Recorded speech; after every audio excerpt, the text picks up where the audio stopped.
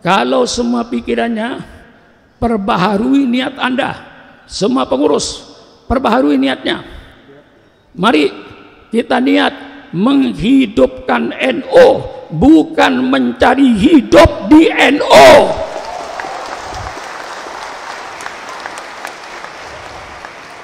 Sekali lagi, pasang niat seluruh pengurus, pasang niat malam ini di Darul Rahman. Saya mau menghidupkan NU, bukan mencari hidup di NU. Kalau semua orang NU mau menghidupkan NU, insya Allah NU hidup.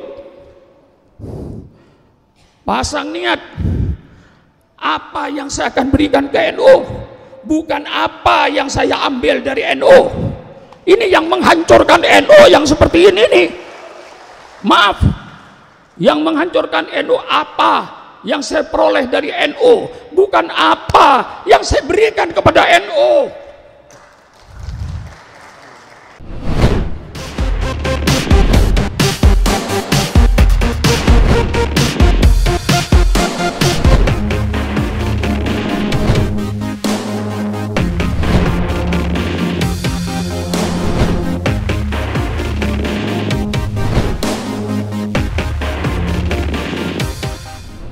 Teman-teman, jangan lupa sebelum nonton tayangan ini, klik like dulu, lalu subscribe, lalu share. Warahmatullahi wabarakatuh. Bismillahirrahmanirrahim. Alhamdulillahi rabbil alamin. Wassalatu wassalamu ala ashrafil anbiya'i wal mursalin, Sayyidina wa habibina wa syafi'ina wa maulana Muhammad wa ala alihi wa ashabihi ajma'in. Subhanaka la ilma lana illa ma 'allamtana innaka antal alimul hakim. La haula wa la quwata illa billahil aliyil azim. Amma ba'du. Yang saya muliakan Rais Am Jam'iyah Nahdlatul Ulama Kiai Haji Miftahul Akhyar, yang saya muliakan Ketua Umum Jam'iyah Nahdlatul Ulama Kiai Haji Yahya Stakuf, Bapak Menteri Bappenas yang saya hormati, seluruh jajaran Jam'iyah Nahdlatul Ulama yang saya hormati. Dalam kesempatan ini saya tidak ceramah kayak di kampung-kampung yang bangsa 2 jam. Mungkin cukup 15 menit lah untuk menyampaikan apa yang ada di benak saya.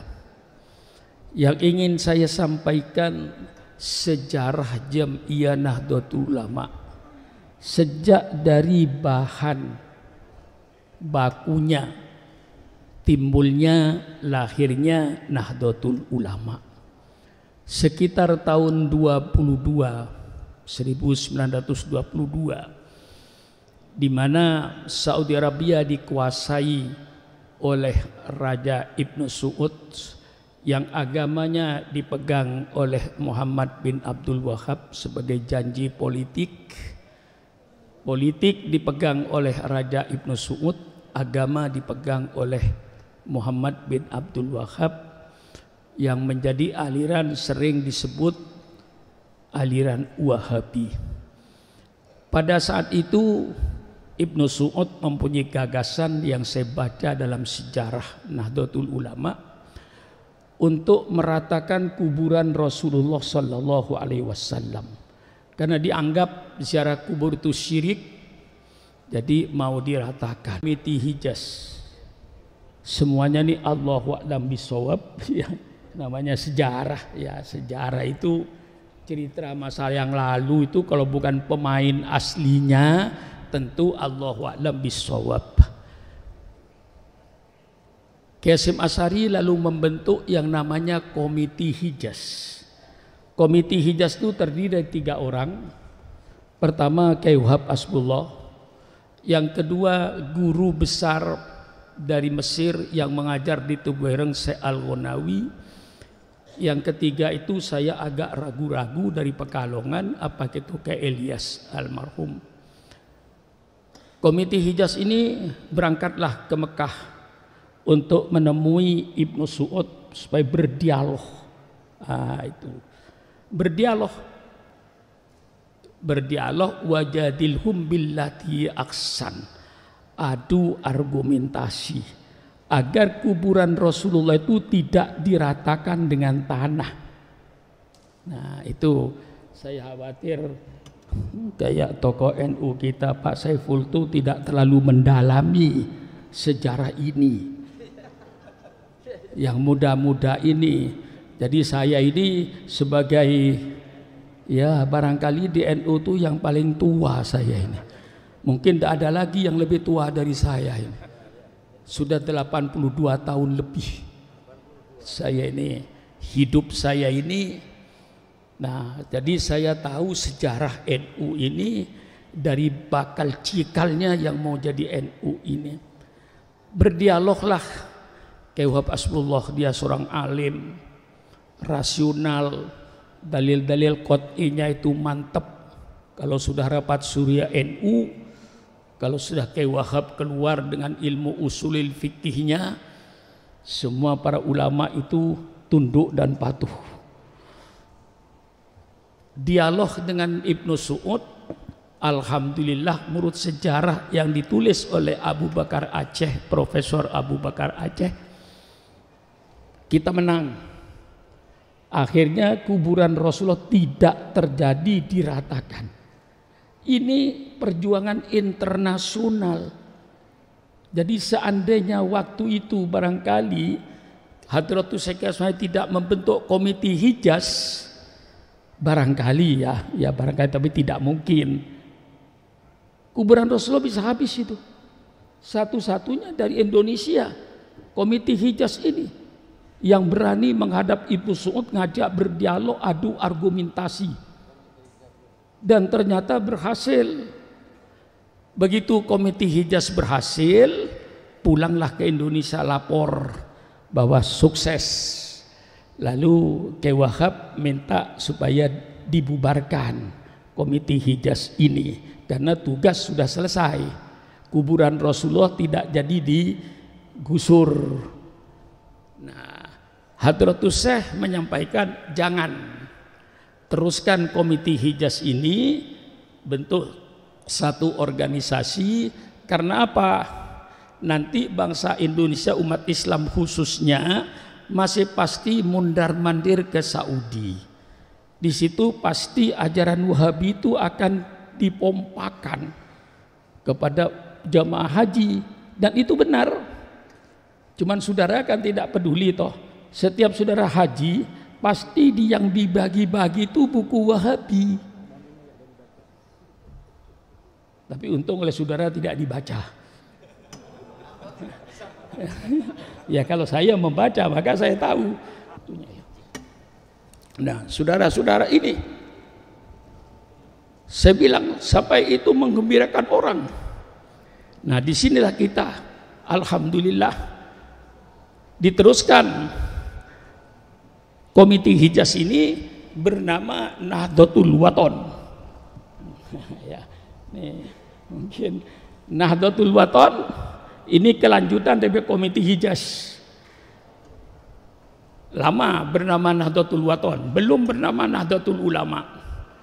Kemudian musyawarah di Bubutan Surabaya, kurang lebihnya saya tidak hafal detailnya, sekitar tahun 26 dirobahlah Nahdlatul Wathon menjadi Nahdlatul Ulama. Yang tetap bertahan tidak mau ikut Nahdlatul Ulama Kyai Zainuddin Pancor, Lombok Barat, Lombok Timur. Sampai sekarang dia pakai Nahdlatul Wathon, dirubah menjadi Nahdlatul Ulama sebagai jamiah.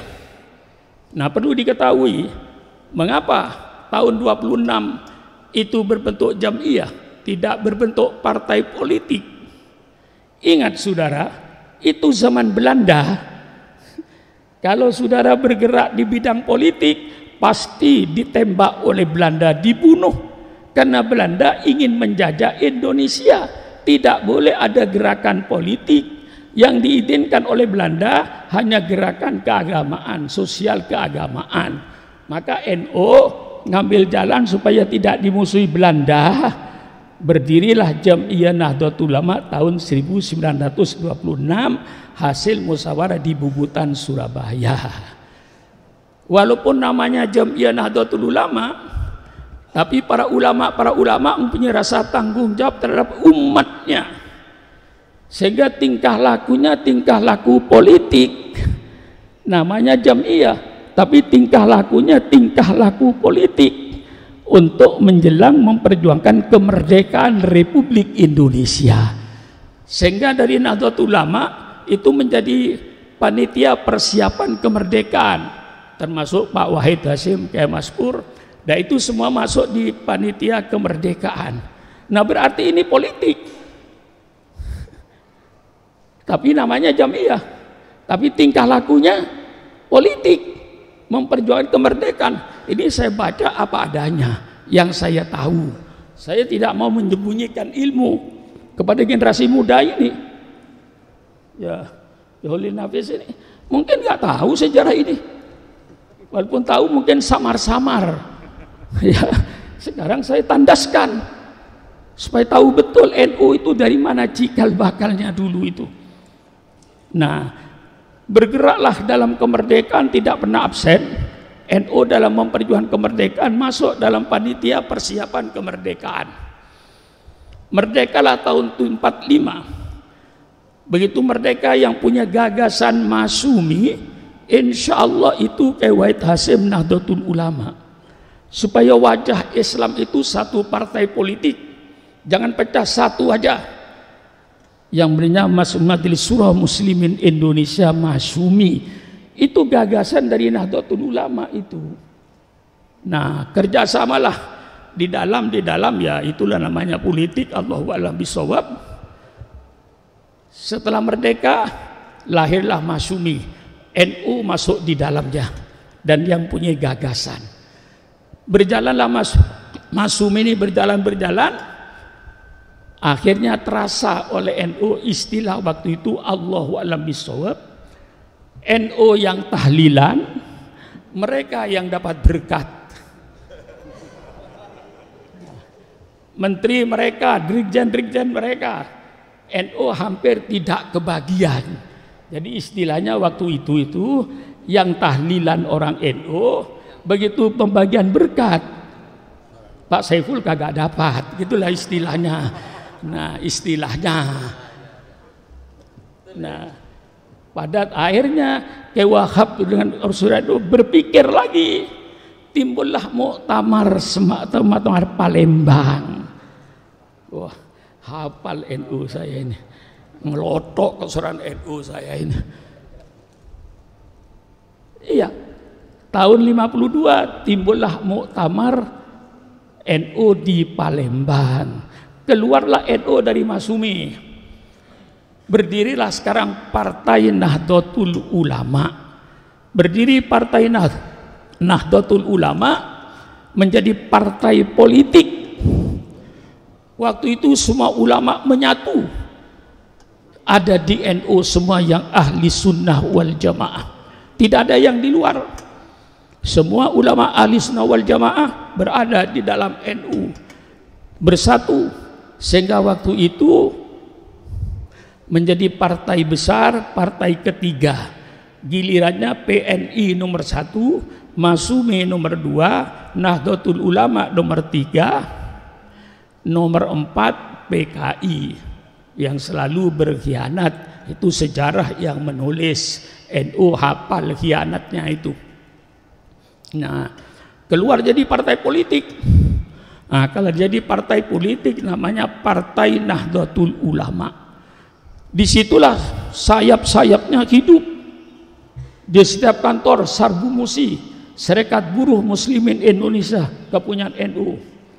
Sarnemi, Serikat Nelayan Muslimin Indonesia, di pantai utara itu semuanya benderanya Partai NU di Tegal mana itu. Berdiri lagi Les Bumi, Lembaga Seni Budaya Muslimin untuk menyaingi Lekra.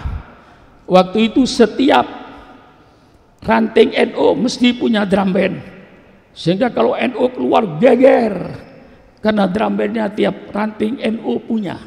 Pada waktu itu semangatnya naik. Timbul lagi Perguno, Persatuan Guru Nahdlatul Ulama.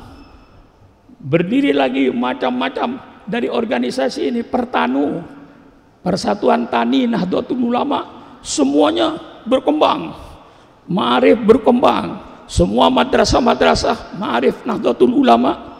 Subhanallah, subhanallah, hebat waktu itu. Semuanya bergerak, komponen Nahdlatul Ulama bergerak seluruhnya, sampai nelayannya, sampai pertaniannya, sampai pergununya, PMII-nya, PMII-nya, sampai Ibnu-nya berdiri, kemuslimatnya tampil, fatayatnya tampil, semarak. Sehingga waktu itu NU kalau tidak salah punya kursi 66 kursi di DPR. Lalu pimpinan-pimpinan waktu itu kita bangga. Ketua DPR NU, Ketua MPR NU, hafal saya, Kiai Haji Ahmad Sayhu. Ketua MPR Pak Suban ZE, Ketua MPR itu. Menterinya, Perdana Menterinya pernah Idham Khalid, Ketua DPR-nya Kiai Haji Ahmad Sayhu, Menteri Sosial pernah orang NU, Menteri Keuangan pernah orang NU. Semangat. Berjalanlah 65 timbul pemberontakan PKI, NU paling depan bersama-sama dengan pemerintah untuk memberantas komunis. Saya tidak menghilangkan lembaga-lembaga lain di dalam menumpas PKI, tapi insya Allah yang paling besar kontribusinya kepada pemerintah waktu itu Angkatan Darat adalah pemuda Ansor dengan Bansernya. 65 berjalan, lalu timbullah pemerintahan Orde Baru zaman Pak Harto. Nah disitulah 5 menit. Ya. Alhamdulillah. Betul, akhir sudah tiba karena macet. Saya 10 menit lagi lah. Ya, kan. Sudah online dari tadi. Oh iya, ya. Sudah Rabu juga. Ya. Sudah, saya persingkat lah. Ya. Ya, karena supaya sejarah NU ini tuntas gitu loh. Generasi muda itu ngerti. Selamat datang Kiai Miftahul Akhyar.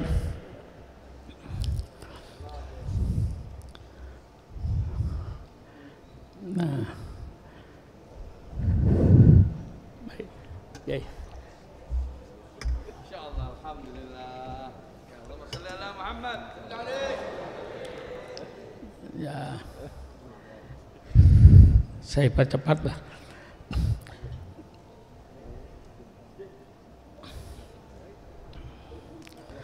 Tahun 73, politik waktu itu. Enggak tahu saya Pak Saiful masih di mana tahun 73 itu. Masih sudah lahir tapi. Oh sudah lahir tapi. Masih kecil ya. Ya. Tahun 73 keadaan politik di bawah Pak Harto. Politik dibonsai.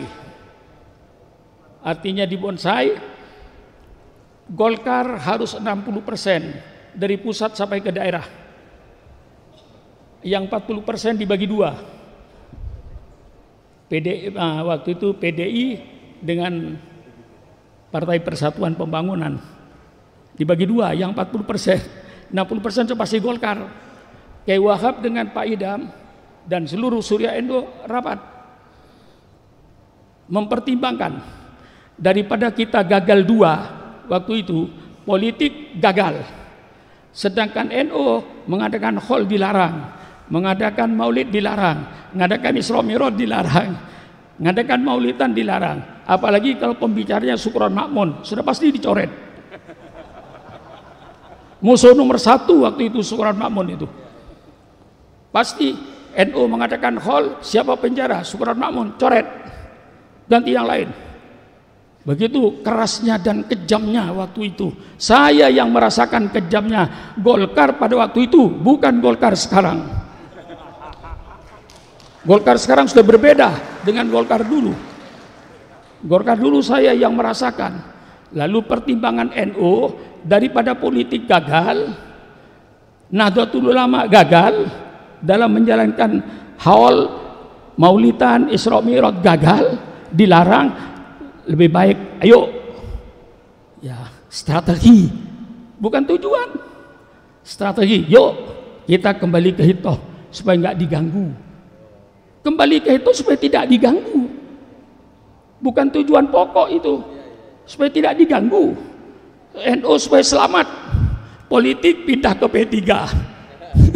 Jadi pendiri P3 itu semua ulama NU pendiri P3, ulama sepuh NU seluruhnya, tidak ada terkecualinya, adalah pendiri P3, ulama NU seluruhnya, termasuk pendiri P3, politik ke P3. NU aman, tahlilan aman, maulidan aman, karena jamiah bukan politik. Asalnya hal NU nggak boleh politik, maulidan NU politik, Isra Mi'raj NU politik, apalagi pembicaranya Syukur Makmun sudah pasti itu tidak ada izin. Saya merasakan waktu itu saya paling depan tahun 71, Jurkam NU tahun 71, bukan P3, Jurkam NU. Lah ini sejarah. Jadi kembali ke itu, tahun 26 itu Pak Saiful strategi supaya tidak dilarang marhabanan, tidak dilarang tahlilan, tidak dilarang hol. Orang NU dengan politik insya Allah kayak air dengan ikan. Nah, maka alhamdulillah sekarang mari kita kalau Jamiah Nahdlatul Ulama, mari kembali. Saya cuman sebagai penutup, kalau semua pikirannya perbaharui niat Anda, semua pengurus perbaharui niatnya. Mari kita niat menghidupkan NU, bukan mencari hidup di NU.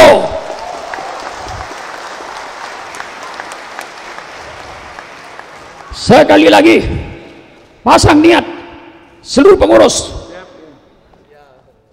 pasang niat malam ini di Darul Rahman, saya mau menghidupkan NU, bukan mencari hidup di NU. Kalau semua orang NU mau menghidupkan NU, insya Allah NU hidup. Pasang niat, apa yang saya akan berikan ke NU, bukan apa yang saya ambil dari NU. Ini yang menghancurkan NU yang seperti ini nih. Maaf, yang menghancurkan NU apa yang saya peroleh dari NU, bukan apa yang saya berikan kepada NU. Apa terlalu keras? Hah? Apa? Saudara kok diem? Iya, ini saya tanamkan apa yang saya berikan kepada NU, bukan apa yang saya ambil di NU. Kalau ini menjadi sumber saudara, niat saudara, insya Allah NU hidup, menghidupkan NU, bukan mencari hidup di NU. Insya Allah kalau NU-nya hidup, yang menghidupkan bisa numpang hidup.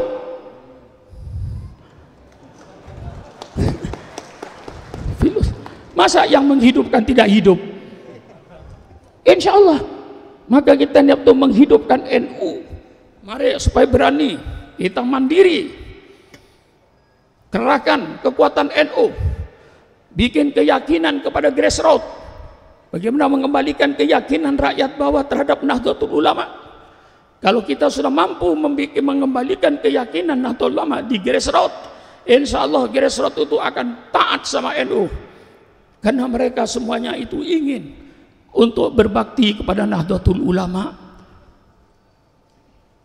NU itu kalau nanti dikerahkan Kiai Miftah, kita akan menjadi NU yang mandiri, tidak ada ketergantungan pada orang lain.